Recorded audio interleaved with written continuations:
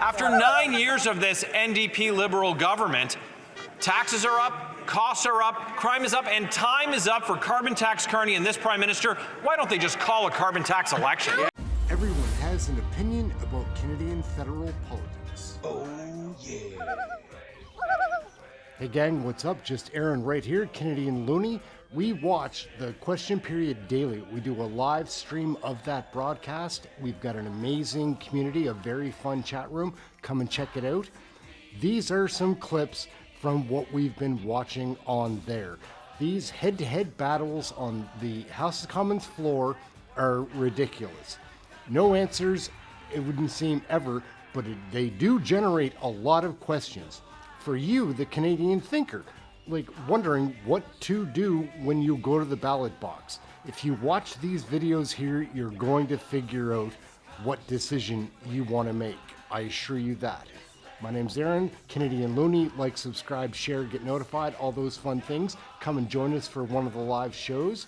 Let's check out this video, some bonkers head-to-head stuff from the House of Commons floor. Let's take a look. Thousand Islands and Rideau Lakes. In the latest conflict of interest from a government of serial ethical lawbreakers, the Prime Minister wants his buddy Mark Carbon Tax Carney's company to be in charge of $10 billion of Canadians' pension dollars. Now, he doesn't want him to be subjected to any of the conflict of interest rules. All the power, all the money, none of the accountability. After 9 years of this NDP Liberal government, taxes are up, costs are up, crime is up, and time is up for Carbon Tax Carney and this Prime Minister. Why don't they just call a carbon tax election? The Honourable Government House Leader. Thank you, Mr. Speaker. Another week, another tired line from the Conservatives. When it comes to Canadians who disagree with their vision of the country, instead of allowing for that disagreement to happen, they attack them personally and try to bring them down. We have seen this time and time again from Conservatives, whether it's the news media like CBC or CTV, or whether it's eminent Canadians who give of themselves. The Conservatives only have one objective, and that's to tear down Canadians who don't share their beliefs. Thank you, Mr. Speaker.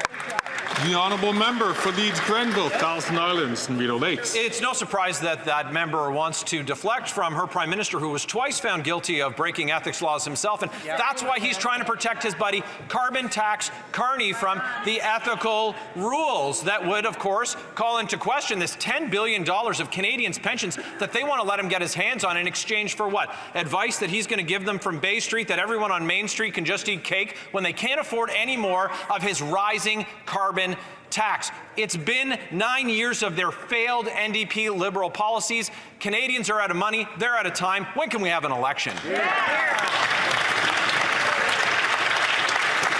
Before the Honourable Minister takes her spot, I did hear a comment out of turn. I think it was from a minister. I couldn't figure out who it is, but I'll ask members to please, again, don't take the floor unless recognized by the chair.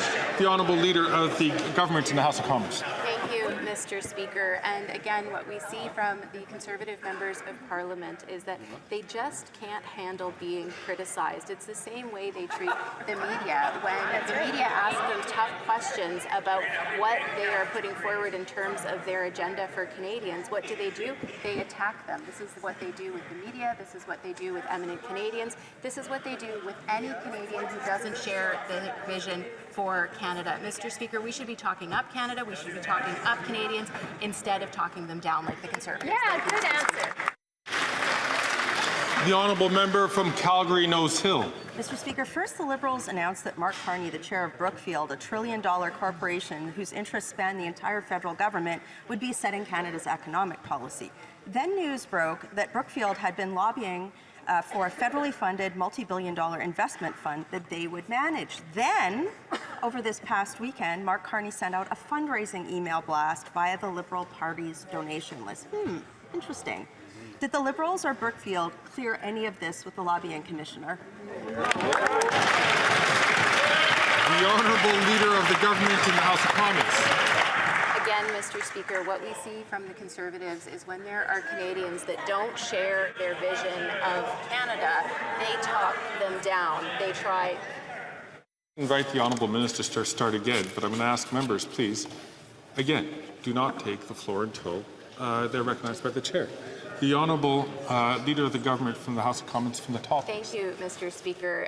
It's okay. I understand this response makes them uncomfortable because they know it's true, Mr. Speaker. Right. But when it comes to Canadians who don't share their vision of Canada, what do Conservative members of Parliament do? They talk them down. They try to bring them down. They don't like having people push against their agenda. They don't like it when they're asked tough questions, or when smart, intelligent people don't share their vision of Canada, they try to take them down instead of having that debate. Thank you. That's right. Good answer. The Honourable Member from Calgary Nose Hill. Grifols, a big pharma company, recently gained approval from Canadian Blood Services, which is regulated by the Liberal government, to acquire Canadian plasma resources, a critical source of blood products for Canadians. But this summer, reports said that under this contract, Canadian blood plasma products could be sold abroad for profit by Grifols, something that could jeopardize supply in Canada. Guess which company has been in takeover talks with Grifols this whole time? Brookfield. Is that why the Liberals didn't clear Carney with the lobbying commissioner? The Honourable Minister of Health. Mr. Speaker, Canada is known everywhere in the world as being absolutely one of the best jurisdictions to manage blood supply, and that is something that we are absolutely committed to continuing. I think that casting aspersions and trying to manufacture things is something we're used to on the other side, but that reputation that we've won hard-earned to make sure that when Canadians need blood that it's there for them and it's there for them safely is something that we're going to continue unabated to be committed to. I'm going to ask the Honourable Member from St. Margaret's South Shore, please, to he's been keeping his voice down, but it's been regular, so I'm just going to ask him to please not do that. Everyone has an opinion about Canadian federal politics. Oh, yeah. Hey gang, what do you think of that video? Please leave a comment. I love the comments. My name's Aaron. This is Canadian Looney. We watch the question periods daily live. We do a broadcast on that. Please come and check out the channel. I think that you would enjoy the chat room very much if you are interested in Canadian federal politics, learning with other people that are learning, that do have opinions. A lot of these people in the chat room know a lot already. Come join us, come check it out. That's it. These other videos are very wild. Please leave a comment, like, subscribe, share, get notified for the live shows, all that fun stuff. Aaron, Canadian Looney. We'll catch you next video. Thank you very much for watching this one. Catch you next time.